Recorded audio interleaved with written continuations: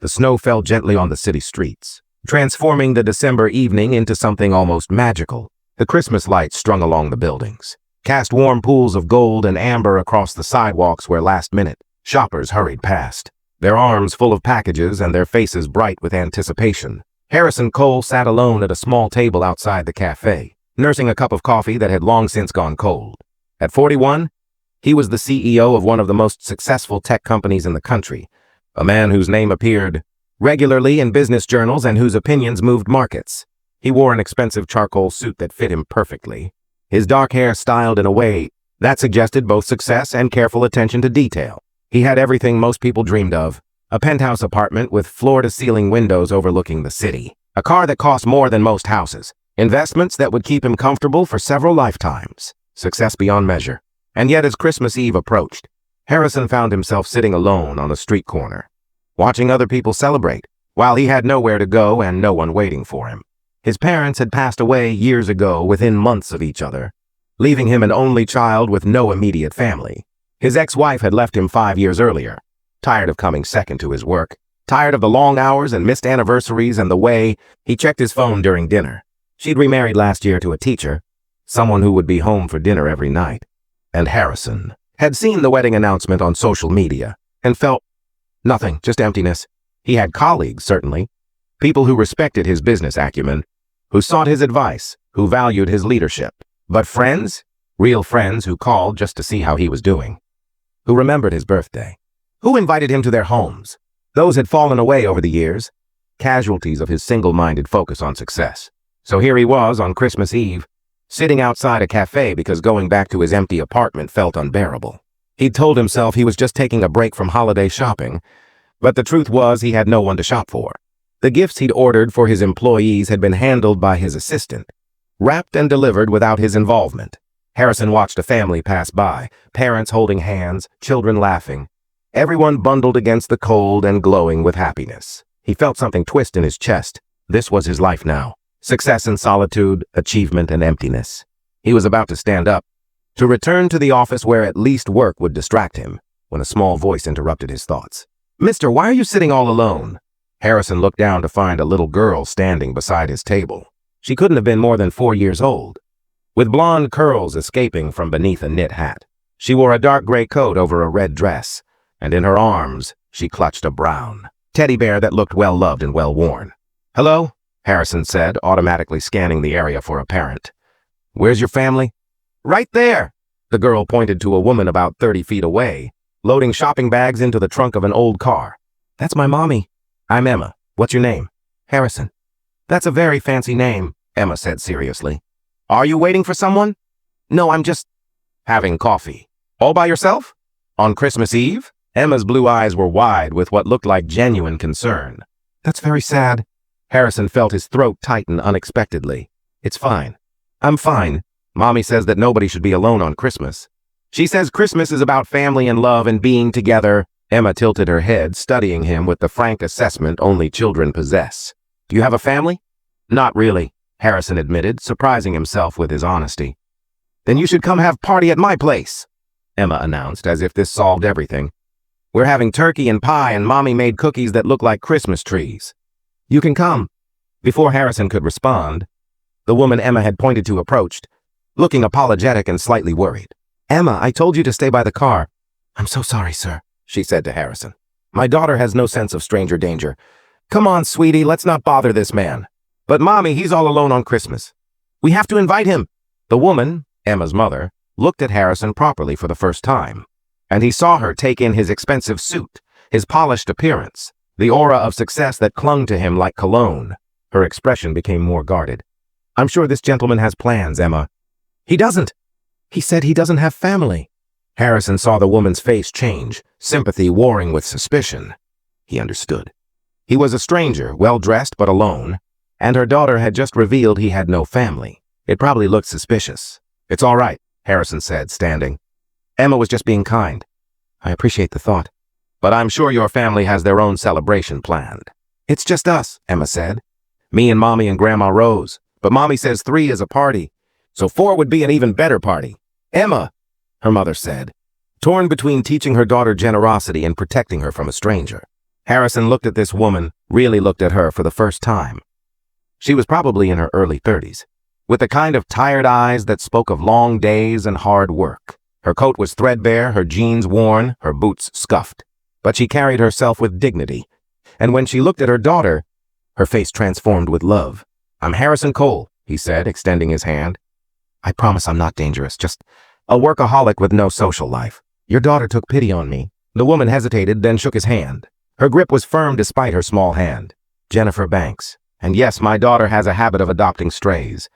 Last week it was a cat. This week apparently it's you." Harrison surprised himself by smiling.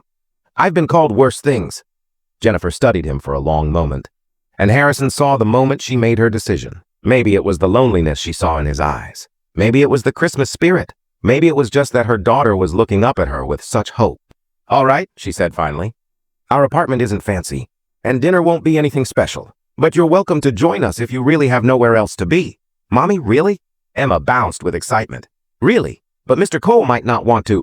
"I'd love to," Harrison heard himself say. "If you're sure it's not an imposition." "It's Christmas Eve," Jennifer said simply. "Nobody should be alone."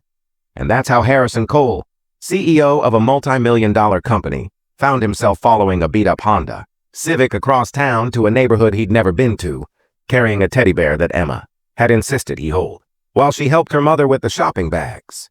Jennifer's apartment was in an older building, the kind that had character but needed updating.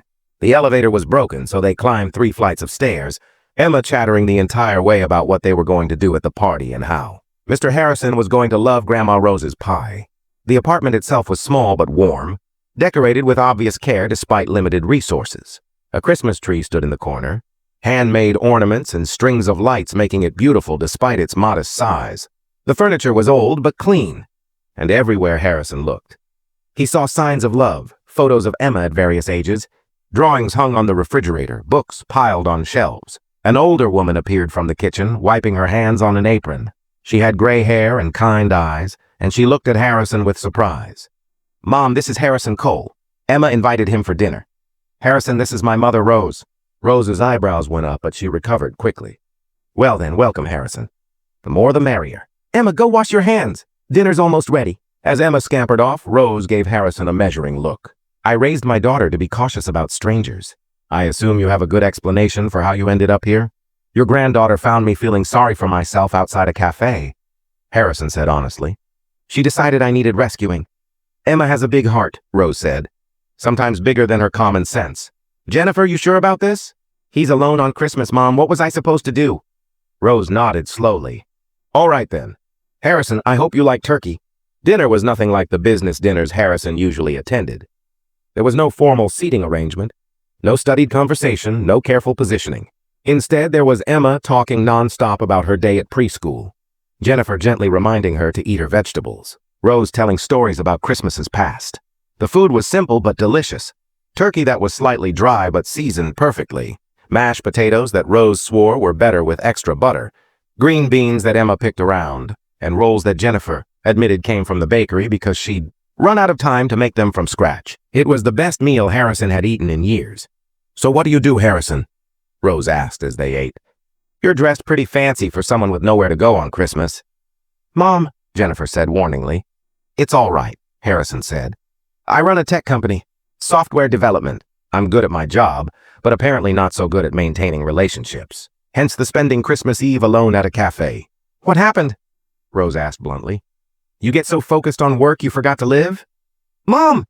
"It's okay," Harrison said again, surprised by how comfortable he felt with this family's directness. "And yes, that's exactly what happened. I built a company but forgot to build a life. By the time I looked up, everyone had moved on without me." "It's not too late," Rose said. "You're what, 40? 45? 41? Plenty of time to fix things. If you want to." "Do you want to?" Emma asked, her blue eyes serious. "Want to fix things?" Harrison looked at this little girl who'd seen a lonely stranger and decided to help. "Yeah," he said quietly. "I think I do." After dinner, they moved to the small living room. Emma insisted Harrison sit in the best chair, a worn recliner that was clearly Rose's usual spot, while she set up her favorite Christmas movie. Jennifer brought out cookies and hot chocolate, apologizing that the cookies were store-bought because she'd been working late all week. I'm a nurse at County Hospital, she explained. We're always short-staffed during the holidays, so I've been pulling double shifts. My ex-husband doesn't help much with expenses, so she shrugged, not self-pitying, just stating facts. I think these cookies are perfect, Harrison said, and meant it. As they watched the movie, Emma gradually migrated from her spot on the floor to Harrison's lap, her teddy bear clutched in her arms. She fell asleep halfway through, and Harrison found himself holding this small, trusting child and feeling something crack open inside his chest. When was the last time someone had needed him for something other than a business decision? When was the last time someone had wanted his presence? Just for the sake of having him there? I can take her, Jennifer said quietly, noticing Emma was asleep. It's okay, Harrison said. She's fine where she is. After the movie ended, Rose declared it was her bedtime and disappeared into one of the 2 bedrooms. Jennifer brought out more coffee, and she and Harrison talked quietly while Emma slept, her small weight warm and solid in his arms. I'm sorry if we ambushed you, Jennifer said.